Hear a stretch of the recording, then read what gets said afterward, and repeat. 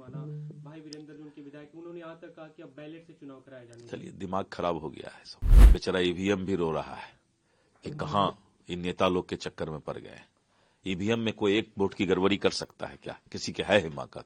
लालू यादव जी बेचारे मजबूर हो गए हैं। लालू यादव जी को भी ये दिन देखना पड़ेगा, वो खुद भी नहीं सोचे होंगे।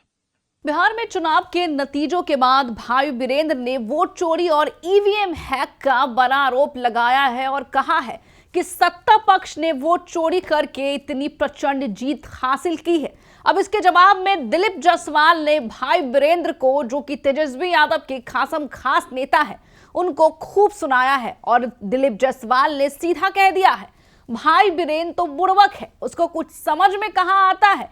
ये लोग ऐसे ईवीएम पर वोट चोरी का आरोप लगाते हैं, अब तो ईवीएम भी रो रहा होगा कि भाई कहां फंस गए इन बुड़बक नेताओं के बीच में। आपको बयान भी सुनाएंगे दिलीप जायसवाल का, बन रहे हमारे साथ इस रिपोर्ट में। नमस्कार, मैं हूं शालिनी सिंह और आप देख रहे हैं दर्श न्यूज।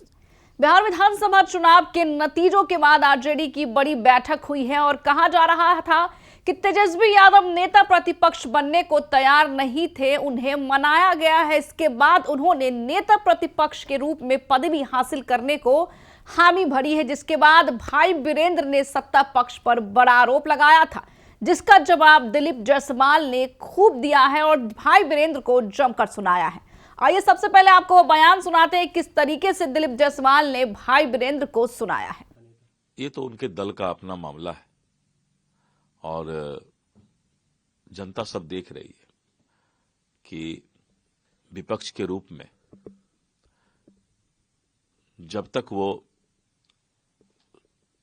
अनुशासन और संस्कार के तहत विपक्ष के नेता का भूमिका नहीं निभाएंगे, तो जनता देख रही है कि जिसको अपार जन समर्थन मिला है एनडीए को, उस एनडीए के अपार जन समर्थन के सामने विपक्ष के नेता की भूमिका भी विकसित बिहार के सपना में, अगर वो नेता बनते हैं तब, अभी तो पार्टी ने चुना है, लेकिन जब एलओपी बनेंगे अगर, तो विकसित बिहार के सपना को पूरा करने में जो विपक्ष अच्छे कामों में साथ निभाएगा, जनता उसी को पसंद करेगी।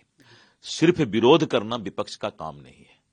विपक्ष का काम है कि अगर सरकार कोई अच्छा काम कर रहा है तो उसके कदम में कदम मिलाकर चलना। अब जनता इस बात को पसंद करती है, पुराना जमाना का स्टाइल चला गया। हार के कारणों को लेकर जो लोगों ने समीक्षा और ईवीएम को दोषी माना, भाई वीरेंद्र जो उनके विधायक, उन्होंने यहाँ तक कहा कि अब बैलेट से चुनाव कराया जाने। चलिए, दिमाग खराब हो गया है सबका। बेचारा ईवीएम भी रो रहा है कि कहां इन नेता लोग के चक्कर में पड़ गए। ईवीएम में कोई एक वोट की गड़बड़ी कर सकता है क्या? किसी के है हिमाकत? ये झूठ मूठ का कुछ से कुछ बोलना। अगर ईवीएम में गड़बड़ी करना होता तो हम 30 वोट से रामगढ़ हार जाते। अगर पदाधिकारी पर दबाव डालना होता तो 173 वोट से हम ढाका हार जाते।